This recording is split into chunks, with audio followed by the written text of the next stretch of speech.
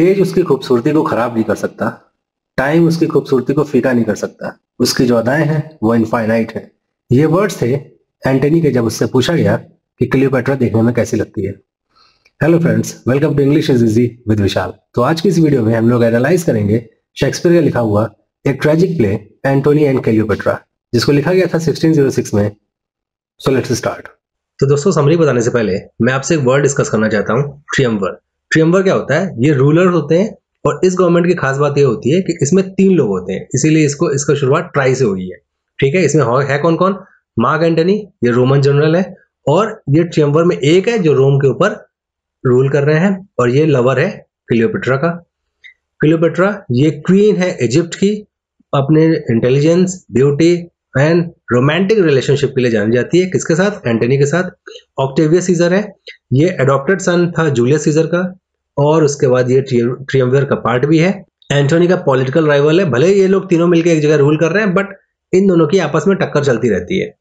अब देखिए, जब ऑक्टेवियस सीजर के फादर की डेथ हो जाती है और जब ऑक्टेवियस रूलर बन जाता है, तो वो अपना नाम ऑक्टेवियस से बदल के ऑगस्टस रख लेता है। लेपिडस इन ट्रायम्विर में सबसे कमजोर और कह लीजिए पॉलिटिकली साइडलाइन बंदा रहता है। ठीक है, ये सपोर्टिंग कैरेक्टर्स हैं, इनका स्टोरी में ज्यादा सिग्निफिकेंस नहीं है, बट आप इसका स्क्रीनशॉट ले लीजिएगा और एग्जाम टाइम में रिवीजन के लिए आप इनको देख सकते हैं दोबारा। तो चलिए शुरू करते हैं समरी। तो दोस्तों, प्ले की शुरुआत में हम देखते हैं कि एंथनी, क्लियोपेट्रा दोनों अलेक्जेंड्रियन पैलेस में बैठे हुए हैं। एंथनी क्लियोपेट्रा के ब्यूटी से बिल्कुल डीपली इन्फैचुएटेड हो चुका हुआ है। इसकी वजह से वो रोम वापस नहीं आ रहा है और अपनी ड्यूटी को इग्नोर कर रहा है। अब उसकी इस हरकत की वजह से कि बचे हुए 2 लोग हैं, लेपिडस और ऑक्टेवियस सीजर, इससे बहुत ज्यादा नाराज है। तुम जाके इजिप्ट में बैठे हुए हो और अपनी ड्यूटी को ठीक से नहीं कर रहे हो। एंथनी जो पहले से शादीशुदा है, उसकी वाइफ इन दोनों के बिल्कुल अगेंस्ट हो चुकी है, लेपिडस और ऑक्टेवियस सीजर के। अब इससे पहले वो कुछ कर पाती, खैर उसकी अपने आप से बीमारी के कारण डेथ हो जाती है। एंथनी को जब ये बात पता चलती है तो उसकी मजबूरी बन जाती है कि अब वो रोम वापस आए और अपनी वाइफ के फ्यूनरल में शामिल हो। जब वो उसको वापस आना पड़ रहा है, तो इससे पहले वो एक बार फिर से क्लियोपेट्रा से मिलता है इजिप्ट में और प्रॉमिस करता है कि मैं लौट के आऊंगा और तुम्ही से शादी करूंगा। अब उसका रोम वापस आने का एक रीजन तो उसकी वाइफ की डेथ थी, बट दूसरा रीजन एक पॉम्पी नाम का एक पुराना जनरल था इनका, जो इन तीनों के रूल के ऊपर अटैक करने की प्लानिंग कर रहा है। रोम पहुंचते ही वो ऑक्टेवियस से झगड़ा करने लगता है, लड़ाई हो जाती है इन दोनों के आपस में, और बेचारा लेपिडस इन दोनों की लड़ाई के बीच में सिर्फ मीडिएट कर रहा है, किसी तरह से मामले को शांत करने की कोशिश कर रहा है। बाद में इन तीनों के बीच में यह डिसाइड होता है कि अगर एंथनी और सीजर को अपना बॉन्ड स्ट्रांग करना है, तो एंथनी जो अब बिना वाइफ का है, वो सीजर की सिस्टर ऑक्टेविया से शादी कर ले। एंथनी भी कुछ नहीं, कोई ऑप्शन नहीं बचा, तो वो ऑक्टेविया से शादी कर लेता है।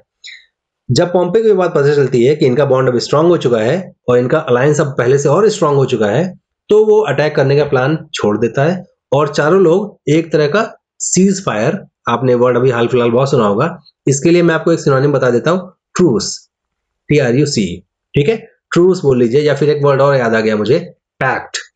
ठीक है, वो साइन करते हैं जिसमें ये होता है कि ये 3 और +1 वो। ठीक है, ये चारों लोग आपस में कभी भी अटैक नहीं करेंगे। क्लियोपेट्रा एंथनी से बहुत ज्यादा नाराज है क्योंकि वह अपना प्रॉमिस भूलकर ऑक्टेविया से शादी कर ली है, बट जब उसे पता चलता है कि ऑक्टेविया उसके मुकाबले खूबसूरत नहीं है, तो वो खुश हो जाती है और उसको ये गारंटी होती है कि चलो कोई बात नहीं, एंथनी लौट के तो एक बार मेरे पास आएगा ही आएगा, क्योंकि ये उसकी खूबसूरती पे पूरी तरह से फिदा है। फिर जब एंथनी को फील होता है कि अब जब मामला शांत हो चुका हुआ है, सब कुछ ठीक है, तो वो ऑक्टेविया को लेकर, अपनी वाइफ को लेकर एथेंस चला जाता है। यहां उसे पता चलता है कि पीछे से सीजर ने क्या किया कि उसने अपना पैक्ट, अपना करार तोड़ दिया और पॉम्पी के ऊपर अटैक कर दिया। पॉम्पी को उसने हरा भी दिया है, और तो और जो इनका तीसरा बंदा था लेपिडस, उसको उठा के जेल के अंदर डाल दिया है। एंथनी को पब्लिकली बहुत ज्यादा अशेम किया। ऑक्टेविया अपने ब्रदर सीजर की साइड लेती है और एंथनी से कहती है कि तुम किसी भी तरह का सिविल वॉर स्टार्ट नहीं करोगे।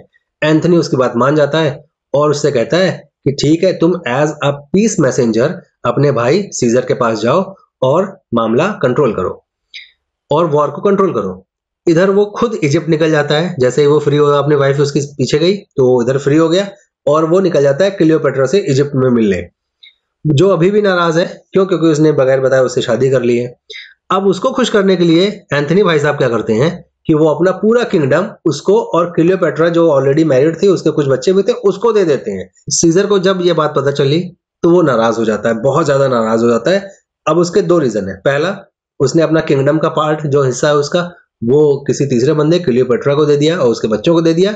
नंबर 2, उसने उसकी सिस्टर के साथ धोखा किया।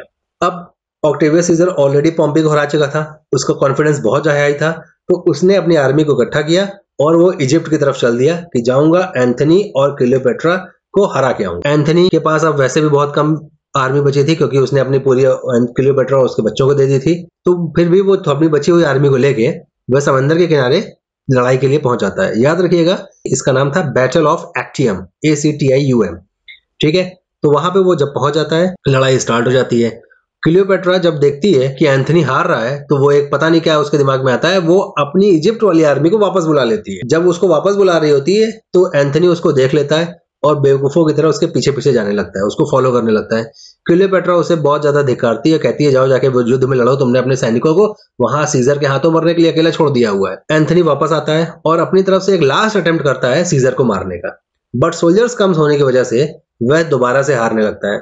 क्लियोपेट्रा उसके पास एक मैसेंजर भेज देती है, वो आकर एंथनी को बताता है कि क्लियोपेट्रा ने सुसाइड कर लिया हुआ है। ये सुनकर एंथनी पूरा डिसहार्टन हो जाता है, पूरा सैड हो जाता है और खुद को ही अपने शॉट से इंजॉय कर लेता है। खैर, मरने से पहले वह क्लियोपेट्रा को एक बार देखना चाहता था, तो वो वहां पे पैलेस में जाता है और वहां पे वो क्लियोपेट्रा को देखता है और उसके सामने ही उसकी बाहों में दम तोड़ देता है। वॉर खत्म हो जाती है। क्लियोपेट्रा को जब पता चलता है कि ऑक्टेवियस सीजर का एक प्लान है कि मुझे पूरे के पूरे रोम में मेरे को चेन करेगा और परेड करवाएगा, वो अपने पेट स्नेक्स से खुद को बाइट करवा लेती है और सुसाइड कर लेती है और इस तरह से प्ले खत्म हो जाता है।